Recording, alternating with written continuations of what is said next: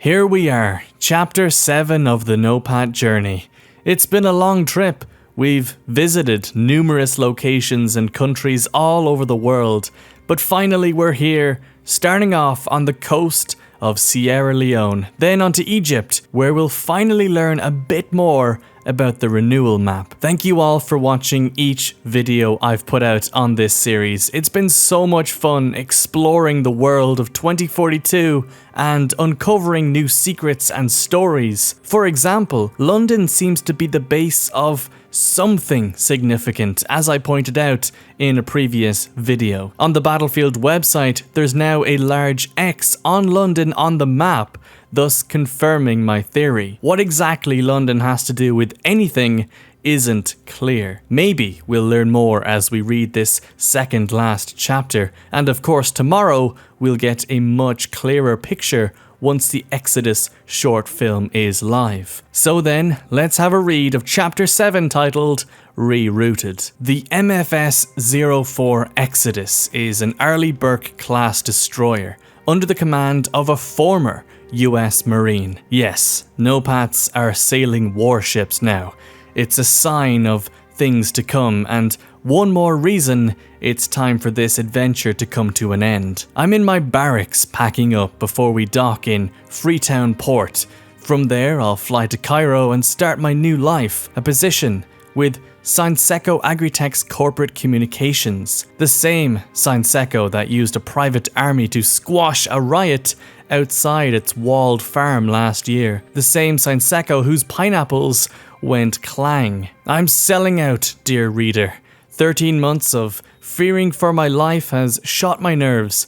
I wanted to understand the Nopats, not die as one. If I don't get off this boat now, I fear I may not have a choice. While my home country is a dust bowl, Egypt boasts a story of renewal. In 38, as the world's traditional bread baskets failed, Synseco Agritech perfected a two-part system to replace them. The first was a genetically modified crops that thrived in the most arid of climates.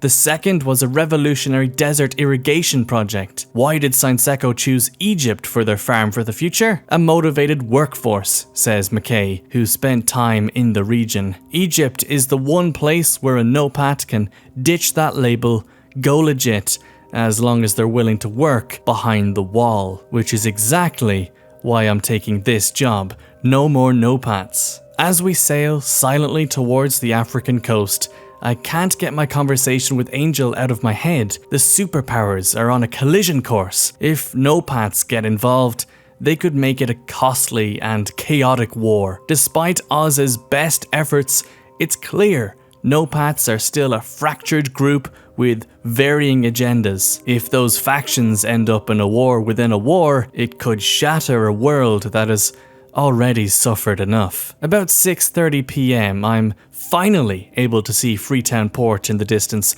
Only Rao knows my plans. After 13 months, I feel some regret about leaving, but mostly relief. That is, until the ship lurches away from shore and starts sailing north. This can't be happening. I run to the bridge, frantic, looking for answers. Sure enough, the old telegraph machine has sparked to life, encoding new instructions from Oz, making my choices for me. Moments later, the captain barges past me on his way onto the bridge. The last thing I hear before he slams the door is a garbled voice on the comms as Freetown Port grows smaller in the distance. We have one shot at a new future, and we're going to take it. I can't wait to find out what happens next in the true final chapter in the Exodus short film. I'll be covering that tomorrow. I'll also be putting together a full story breakdown of everything that's happened so far, so keep an eye out for that. But anyway, thank you for watching. For more Battlefield 2042 content, tickle that subscribe button, I would really appreciate that. Until the next one though, I'll see you later.